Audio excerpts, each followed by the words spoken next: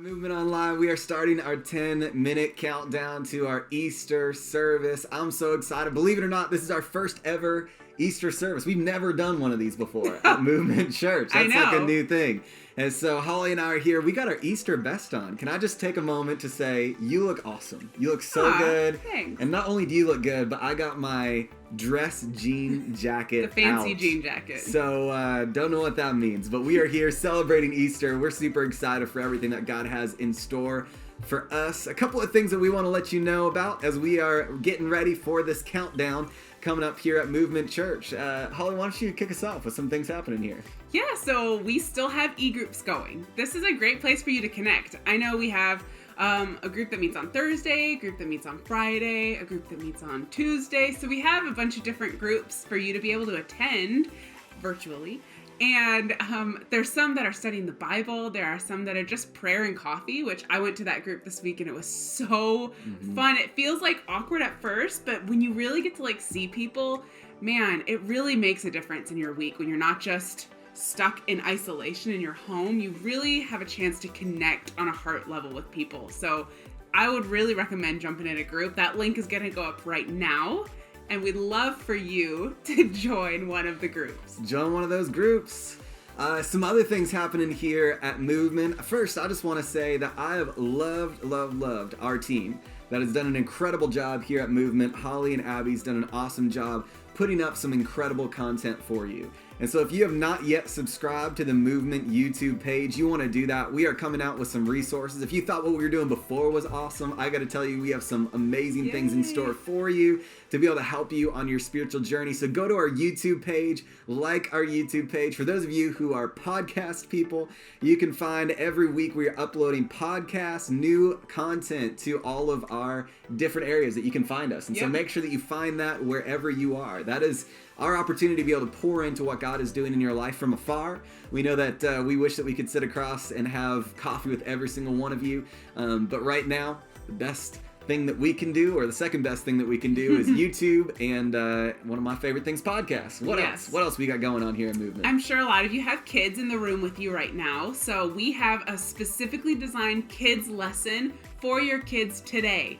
That link's going to go up right now as well. It's just on our YouTube, and we recommend, putting up an iPad in another room so that they can continue to grow in their relationship with Jesus as you take your step in your relationship with Jesus as well. So go ahead and get them set up in another room. You guys can bring them back. Their lesson is only about 15 to 17 minutes. So right about the time that we're going to take communion today, you can gather all back together as a family. Do you want to lead into communion? Definitely. So you want to make sure that leading into the message today, you have communion elements. So if you have grape juice laying around, if you have bread, we would love for you to have those elements ready. You can get creative here. And Crackers. So whatever you got, bring that. That is going to be an awesome opportunity. We know that sometimes, especially during this season, we can't be all together, but that doesn't mean that we can't do something all together. Yeah. And so we're going to be partaking in communion together a little bit later on during our experience this weekend. A couple of things coming up that we would love for you to know about. The first one is this. Listen, I love that God has gifted Movement with the ability to be the hands and feet of Jesus here in our community. And I believe that it is our calling as Christians to show the world the love of Jesus, that we are a part of a new kind of kingdom culture. And this kingdom culture is one that serves the community around us to show and share the love of Jesus. And so we have opportunities for you. If you are healthy, if you're fit, if you have some free time, there are so many organizations in our community asking our church to be a part of what they're doing. And this is an awesome opportunity. It does not take 100 people. It takes 2 people to be able to say yes. And so you could be that person to be giving the gospel, sharing the gospel through what you do, being the hands and feet of Jesus in our community. At some of the food shelters in our community, they've reached out and just said, hey, we need someone to come in and serve, put food in some boxes, and we're going to hand them out later in the day. So it's really fun. We've had a few people that gathered together this week and did that, and we would love to be able to get you involved in that as well. Definitely. So I'm going to put Holly on the spot here for a second. So we have been in our Easter trilogy. So far, my elbow keeps moving the desk. So far, it has been a Easter duology.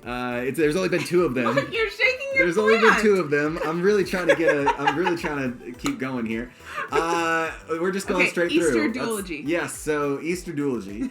So out of those 2 different episodes, has there been something that has stood out to you that you're feeling like you are taking into this new week? That is really good. If you have not checked out our the first 2 episodes of our Easter trilogy, those are on our YouTube and on our Facebook pretty much everywhere else. Share them with somebody who who might need to hear that same message. Explain this Christian idea of what is Jesus is doing. Yeah, something that really sticks out to me was that when in the message yesterday when you were talking about how we have the opportunity to receive this gift. When you were talking about how your grandparents gave you the car that they gave you when you were, I don't know, how old were you when they gave you that car? I was about 16. Yeah, so baby Matt. Yeah, baby Matt. So when you were 16, your grandparents gave you a car just so generous, and you had the opportunity to either receive that gift or deny that gift. And I think that's so much about a reflection about our relationship with God, that he paid the ultimate sacrifice in sending his son Jesus here so that we could be in relationship with him, but are we going to receive that gift wholeheartedly? And I think it was just such a great reminder in this season to really remember the gift that God paid for us to be able to be in relationship with him, that he loves us so much. It's such a good reminder. Absolutely. And on that note, listen. It is Easter right now. It is Easter. This is the day. This is the day. It is literally like the Super Bowl of church. This is happening. And what happens is we want to make sure that your friends, your family members, people that you think might want to tune into this now, share There is this. a little invite button up at the top of your screen, above the chat bar. You can actually invite people to this service, and they will get a notification on their phone that says, you've been invited to church. Let's go. So it has literally never been easier to invite somebody. And so invite everybody. Get your whole friend list. If there's one time a year that you send out an invite to everybody you know, make it Cash this in all day. your chips. That's right. We're preaching the gospel, the message of Jesus today, and gonna have an opportunity for a response for people. So this is the time. Share this video. All right, what else we got coming up here at Movement Church? I'm racking my brain. There have been a lot of things that we've been doing over the past couple of weeks, and it's been awesome. Do you want to talk about some of the stuff maybe that we're gonna do in the few coming weeks? Yes. Okay. So, which thing are you talking about? I was thinking about the potential worship night. Oh yeah. Talk about that. Okay, so we've gotten such a great response from people when Abby and I were able to do that kind of more spontaneous worship session over the past 2 trilogies episodes, and we've actually gotten such a great ask for people that actually want more worship during the week. And so we had this idea of being able to do kind of a more spontaneous worship night. Write in the comments if that's something that you would want. I feel like that would be a really awesome time to gather as a community, maybe on a Sunday night or on a Saturday night or something in the few coming weeks, to be able to just spend some extended time in worship together. Awesome. Oh, we already got some comments coming in. Well, listen, we would love to hear where you are tuning in from. So go ahead and in the comments, put wherever you are listening from. We want to listen for you. Believe it or not, I think we talked about this maybe a little bit, but last week we had people tuning in from South Africa, from Maine, from Wisconsin, from Michigan, from the Czech Republic. Come on, let's Iowa, go. Where Kansas, else? I don't know. Unbelievable. Who knows? We could make it to the Arctic tundra of Canada, where comments are coming in by the second. And so we just are so grateful. You know, I love that throughout this season, God is working through movement in different ways. And what I love is that I just got a message actually today from a woman down in Racine, Wisconsin. I just want to say hello. If you're watching today, Tracy, we're so grateful for you.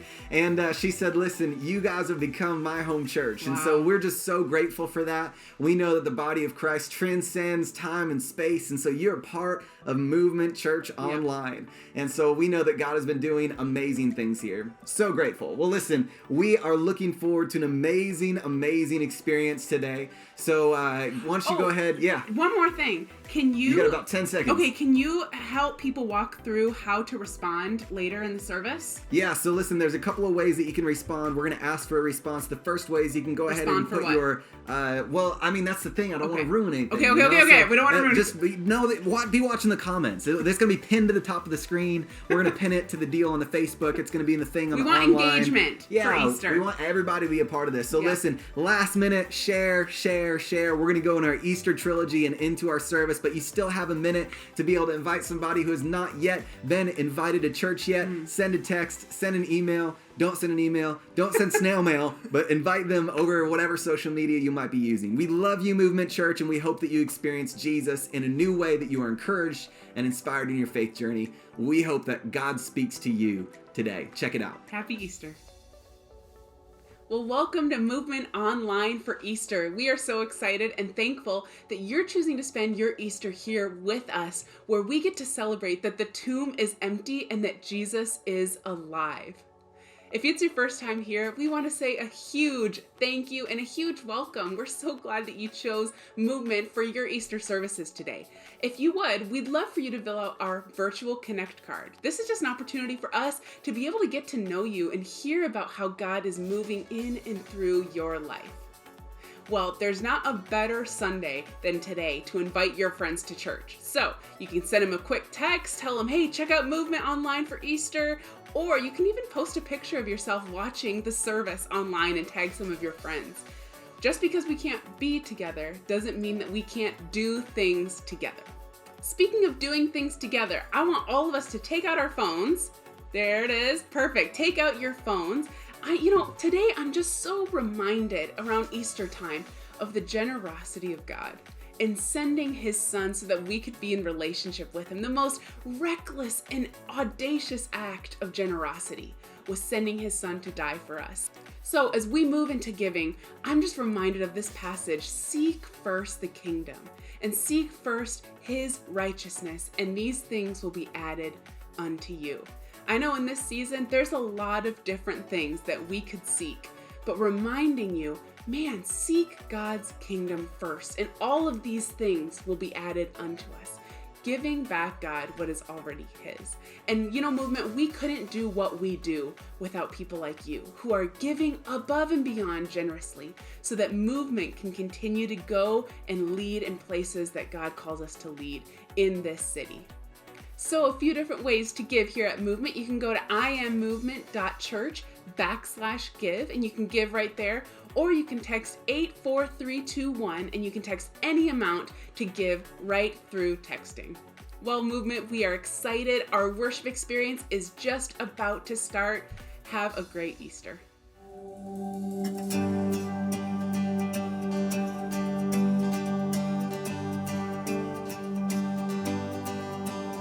I was buried beneath my shame. Who could carry that kind of weight? It was my doom till I met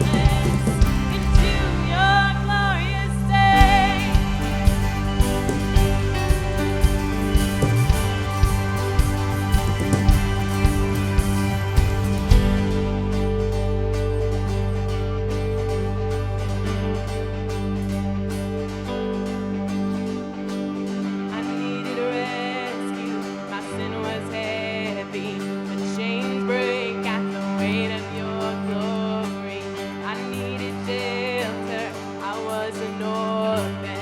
Now you call me a citizen of heaven. When I was broken, you were my healing. Now your love is here that I'm breathing. I have a future, my eyes are open when you call my name. I ran out of that grave, out of the darkness.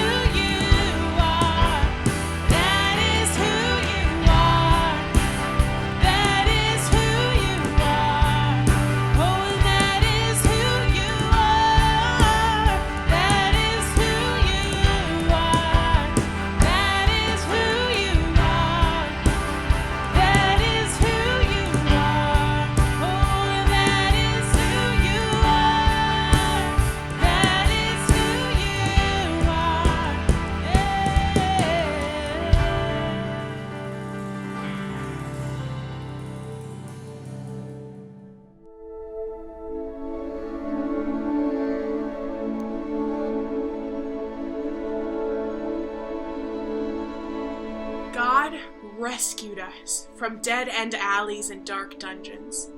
He set us up in the kingdom of the Son he loves so much, the Son who got us out of the pit we were in, got rid of the sins we were doomed to keep repeating. We look at this Son and we see a God who cannot be seen. We look at this Son and see the original purpose in everything created. For everything, absolutely everything, above and below, visible and invisible, rank after rank after rank of angels. Everything got started in him and finds its purpose in him. He was there before any of it came into existence and holds it all together right up to this moment. And when it comes to the church, he organizes it and holds it together like a head does a body. He was supreme in the beginning, and, leading the resurrection parade, he is supreme to the end. From beginning to end, he's there, towering far above everything, everyone. So spacious is he, so roomy, that everything of God finds its proper place in him without crowding. Not only that, but all the broken and dislocated pieces of the universe, people and things, animals and atoms, get properly fixed and fit together in vibrant harmonies. All because of his death. All because of his death. All because of his death. All because of his death. All because of his death. All because of his death, his blood poured out from the cross.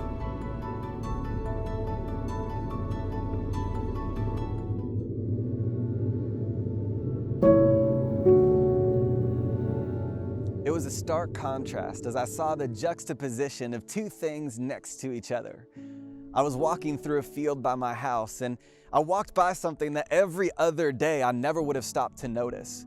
But today it was different because I saw these two overlapping worlds. Because in a field of dead grass, what I saw was this beautiful flower that came up through the ground with purple and white. It was this incredible display of these two seasons overlapping one another, the dormancy of winter and the resurrection of spring. As we're here this Easter Sunday, we celebrate the resurrected King and this incredible way that he has transformed your life and my life. We've been in this Easter trilogy where we've been talking about the story of humanity, your story, my story, and ultimately how Jesus came that we might believe in him. Our hope is that you would believe in Jesus this Easter. We've been telling this story in three different parts. The first part, the problem. Creator made everything. And in this good creation, he set man and woman, humanity, to make a decision if we were going to be connected to the Creator, if we were going to be creator sufficient, or if we were going to be self-sufficient, to try to go our own path and make our own way in autonomy. Every one of us has chosen to go our own path. That's why we see the fracturing of the world around us. We see war and famine and death and disease and viruses, and all of that because we decided to step away from the good Creator. Some of us think that maybe if we do enough good, that we'll be able to bring goodness back into the world. The problem is that you and I didn't create the world, and if we didn't create it, then we can't fix it. So God did what we could not do. He sent his Son, Creator in human form, to live the perfect life. He lived a pure life before God. He didn't deserve to die, and yet what we find is that he was crucified on a Roman cross. He taught in amazing ways. He taught in such a way that he said, "Those who have ears, let them hear." What that meant is that there's a certain group of people that when they listen to Jesus, that they're actually seeking the truth. And it's those kinds of people who will be able to understand the truth of what he was saying. But there are other people who would simply ridicule him. Those people wouldn't understand his teachings. So Jesus, this incredible teacher, this man who walked the earth, and we see he actually begins to restore creation through signs and wonders and miracles. He brings back into restoration the world that was broken. This Creator died on Good Friday on a Roman cross. So on Good Friday, we see the death of Jesus. But on Holy Saturday, as Jesus was in a tomb, surrounded by Roman soldiers, we actually see a different story. How Jesus died for you and for me, a substitutionary atonement for our sin. What that means is we miss the mark of how God created us, and so Jesus substituted himself. He put himself in our place, took our death, and he atoned. He covered over your sin and my sin. What we see on Holy Saturday is the death of death. So Jesus, lying in a tomb on Holy Saturday, part 2, the conflict. Today, part 3, the resolution, or as what we might say, the resurrection. Easter morning, these women were heading to Jesus's tomb. You could see how they were mourning, how they were heartbroken over what had happened. They were bringing spices and perfume to the tomb of Jesus. As they were on this journey, walking on this road, they were reflecting on who Jesus was. They were asking questions like, well, I thought that Jesus was supposed to restore all things. He taught like nobody else. He was able to do signs and miracles and wonders like nobody else. How could such a thing happen that he would die? As they're reflecting, they see off in the distance the tomb. They begin to squint into the distance because the stone that was supposed to be in front of the tomb is rolled away. The Roman soldiers, they're nowhere to be seen. And so these women start to pick up their pace and hurry in to see the tomb. And as they duck into to see where Jesus was, instead of seeing his body, all they see is the fine linens that they had wrapped his body in. Jesus was not there. Seconds turned to what felt like hours as they were astounded. They were perplexed, wondering how this could be, what was happening. And then all of a sudden, in a moment, this bright light, they hit the ground, and in front of them, an angel appears. And he says to them, "Why are you seeking the living among the dead? He is not here. He has risen." You have to imagine how these women would be feeling in that moment. What incredible news. They know instantly what they need to do. And so they come back and they go tell the 11, these men who had been following Jesus, imitating him, his disciples. They talk to the 11 and they tell them about what they've seen and what's happened, how the tomb was empty and how this angel gave this proclamation. And you would think that these 11 would then believe, but here's what it says. It says that they doubted. I want to tell you today, if you're in a place where you're looking at the news of Jesus and you're doubting, you're in good company. Have you ever heard news that just seems like it's too good to be true? Like almost you can't allow yourself to believe it. It's the moment that you get pulled over and instead of getting a ticket, he lets you off with a warning. It's the time that you find out that you're cancer-free or that somebody that you love, that they've been healed in a miraculous way, and there's almost a part of you that says it's too good to be true. That's this moment. You would think that the disciples would think back to Jesus' teaching, to the many times that he told them that he would die and rise again from the dead, but instead, they doubt. All of a sudden, the most rambunctious of the 11 gets up and he runs to the tomb, sprinting. He is there. He's always been the one to be a man of action. And as Peter ducks in to see the tomb, he sees that Jesus is no longer there. This news begins to spread. And all of a sudden, other disciples are having conversations. One day we see these 2 disciples of Jesus on a road, walking to Emmaus. On this many-miled journey, they're discussing what's happened.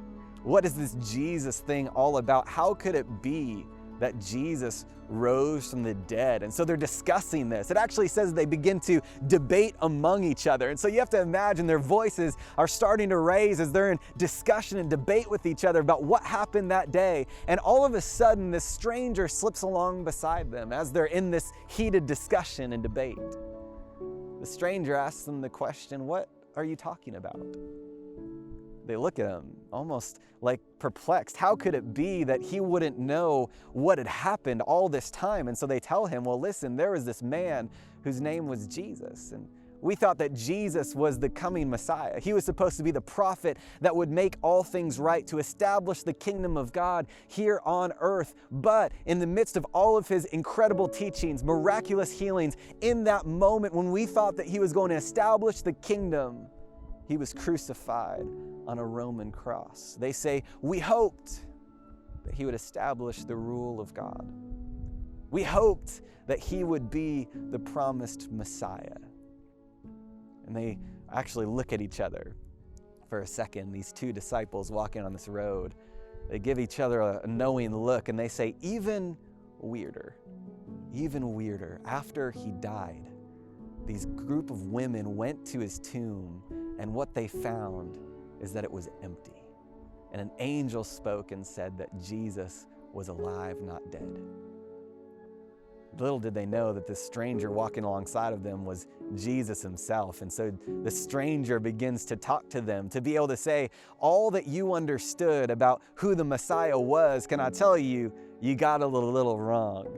And so he starts to tell them that the Messiah wasn't supposed to come to set up an earthly kingdom. The Messiah was to come to set up a spiritual kingdom. He was to come and set up a different kind of people, a people that would orient themselves not around power and might of a physical kingdom here on earth, but a spiritual kingdom.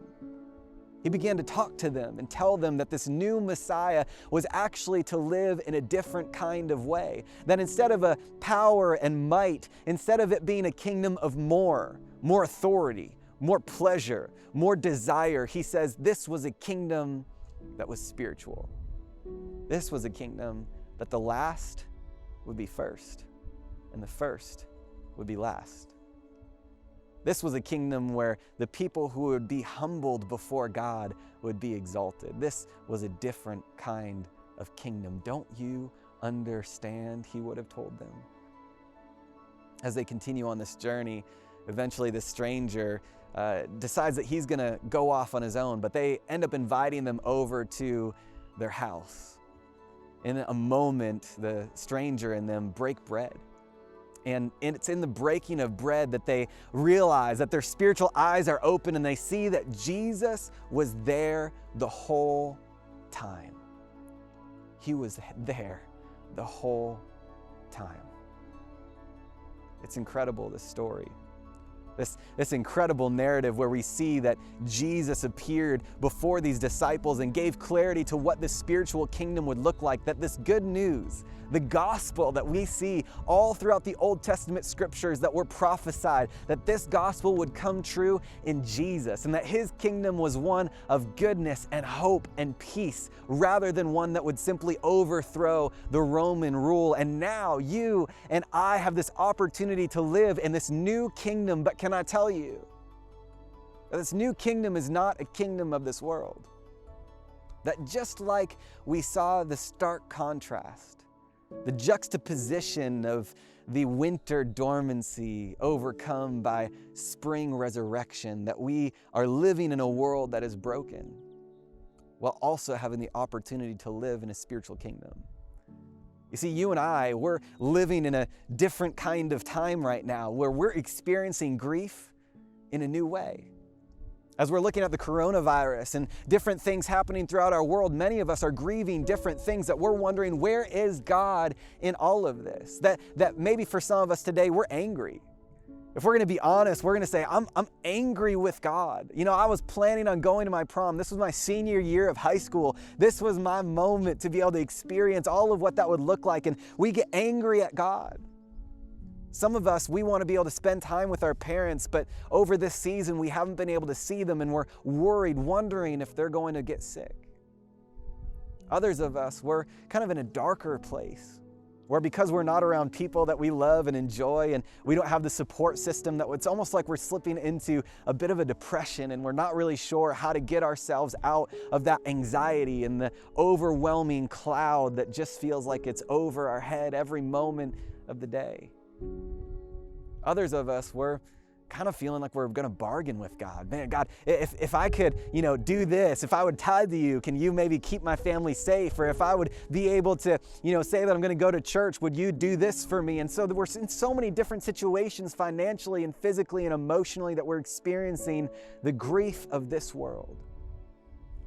But could it be that in this very moment that we realize that Jesus' kingdom was not of this world, that he offers spiritual life, that we see in a dark world the resurrection power of Jesus?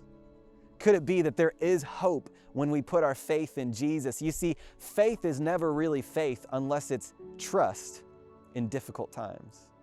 Anyone can trust and have faith when things are easy, but when things are difficult, that's when it really takes us to take a second, take a step back and say, I'm choosing to put my trust in God right now in the difficult time, because I believe in a spiritual resurrection. Whatever you're experiencing right now, whatever part of the journey you're on, I want to let you know that Jesus died for you. But can we be honest for a second? I think every one of us can find ourselves somewhere in this narrative. I think every one of us has struggles with faith, that today we have the choice to choose faith. Some of us, we can relate with the 11 disciples, that when the women come back and tell them this incredible story, that you've just heard the story, maybe 3 parts, maybe this is the first part that you've been able to tune into, but you're hearing this story and maybe you're experiencing doubt. You're wondering, was Jesus who he said he was? Is this actually and really true? I want to tell you today, if you're experiencing that doubt, here's what's incredible. It's that all throughout Jesus' story, what we find is that we have in antiquity different people who talk about this man Jesus who actually lived. Most scholars agree that he actually died and that the grave was empty. Here's what happens though, is that they end up blaming other people for stealing the body. And so we know that there was an empty tomb. Not only was there an empty tomb, but the Bible says that Jesus appeared to over 500 of his followers. The 500 of names that you could go back to and that you could say, hey, listen, Tom, you know when Jesus appeared to you? Tell me about that. John, you know when Jesus appeared to you? Tell me about that. And they could have gone and listened to these people testify, tell the story of Jesus. So we have 500, not just 500 random people, but even Jesus' brother, James. Can I tell you, if my sister came to me today and said, listen, Matt, I gotta tell you, I've been hiding from you this whole time. I'm God. I'd be like, no, you're crazy. And just in that same way, what we recognize is James believing in his brother Jesus is evidence that Jesus was who he said he was. You see, all of the 11 disciples died deaths believing, trusting, knowing that Jesus was for real. If you're doubting today, I want you to know that there's so many reasons to believe in Jesus. But maybe you're like the 11 disciples where they were kind of walking around and they expected Jesus to show up in a different way. Maybe they put their own agenda before his. And I think sometimes what happens is I end up putting my agenda before God's. I start to say, well, God, if you were really real, then you would have healed my grandmother. God, if you were really real, then I wouldn't be dealing with the struggles with finances and depression that I am right now. God, if you were really real, that person never would have hurt me the way that they did. God, where were you in my most difficult season?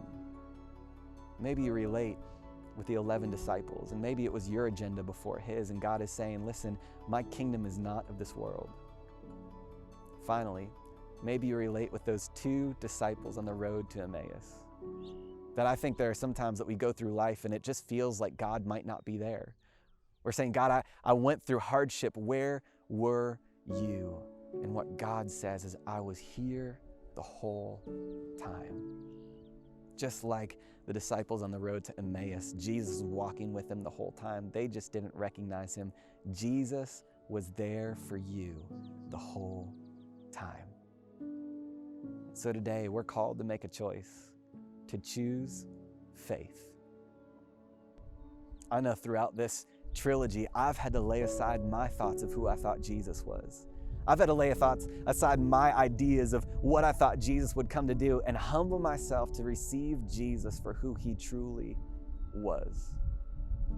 So in just a moment, we're going to receive the Lord's Supper. If you want to make sure that those elements are around you, if you want to get some juice and get your bread. And as we're preparing for that, what we need to recognize is that we're called to worship Jesus for who he is, not for who we wish he would be. Jesus isn't a political figure.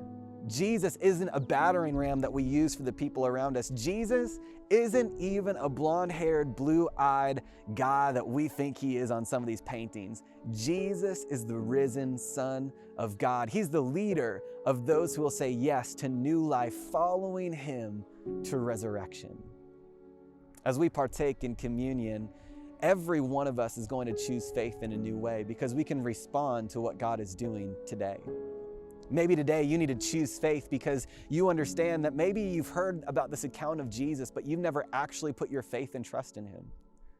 Maybe today you need to choose faith because you fashioned a Jesus after your own thoughts and desires rather than choosing him for who he was. Or maybe you're going to choose faith today because you thought that God wasn't there, but Jesus was there the whole time. It was in the breaking of bread when Jesus revealed himself to those disciples on the road to Emmaus, an incredible reflection back to the Lord's Supper before Jesus was crucified, that he said, "This is my body broken for you. This is my blood poured out for you," so that he's saying that we could be new in our relationship with God. And in this moment, as we partake in communion together, we are choosing faith. If you're listening, if you haven't yet given your life to Christ today, now is the time. Jesus says that those who believe in him will be something called born again. That means that you die to your old way of life, you give up the old way of autonomy and self-reliance, and we begin to say yes to a new creator life, a new life following the leadership of Jesus as the new person that we are following after, understanding that he's the one who connects us with God. If you want to make that decision today, in just a moment, we're going to have a prayer come up on the screen, and this is your moment to pray that prayer. Don't delay, don't wait. God wants relationship with you. He gave everything, his greatest son, that he might have relationship with you. Don't wait. Now is the day. Would you pray with me? Jesus, we are so grateful for the way that you've poured yourself out that we might have relationship with you. God, I can't believe that you have done what you've done, that you've given your son so that we might be able to spend eternity with the God of the universe, that you are establishing a kingdom here and now. And Father, we want to be a part of it. God, I pray for anybody who hasn't given their life to you yet today, that today would be this moment. And so if that's you, then I would love for you to pray this prayer after me. God, I recognize I was created for a relationship with you. I know I've sinned, but I believe in Jesus for the forgiveness of my sins, and I commit to follow him all the days of my life. May I be born again in you.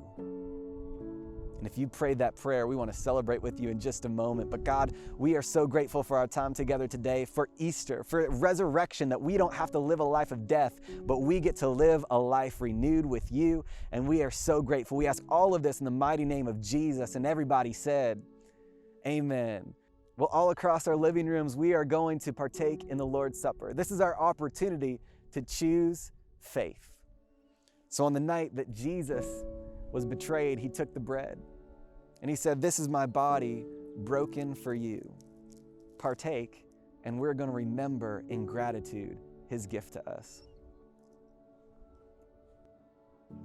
On that same night, Jesus took the cup and he said, "This is my blood poured out for you. Take and drink in remembrance of me." Drink with gratitude today.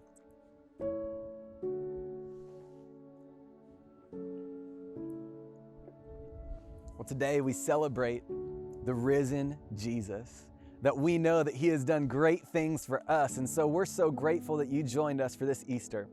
Listen, before we go, I want to tell you, if you gave your life to Christ today, if you wanted to be born again, we want to celebrate with you. If you're on Facebook, go ahead and write yes in the Facebook comments. We're also going to put a link there that you can fill out a form because we want to follow up with you and celebrate with you. We believe that this is your moment, and we want to celebrate welcoming you into the family of God, the followers of Jesus. The other thing is, if you have not yet been baptized, maybe you're choosing faith today and you haven't been baptized yet. Maybe this is the first time, or maybe you've chosen and you haven't been baptized as a public display. We're so excited to let you know that the second week we come back to weekly services in real life and in person, we're going to the lake and we're doing a baptism service movement style. I cannot wait.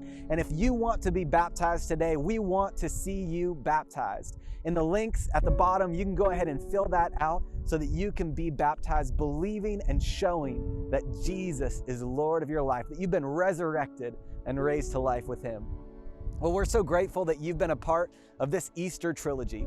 I know that I've grown, and I hope that you've grown in your faith and understanding in what Jesus did for us. We love what God is doing in and through our church, and we hope that you join back to us next week as we continue to talk about what it looks like to follow Jesus. I love you so much, Movement Church. It's been the greatest privilege and honor to be able to give this Easter message in your home, and I believe that the best is yet to come.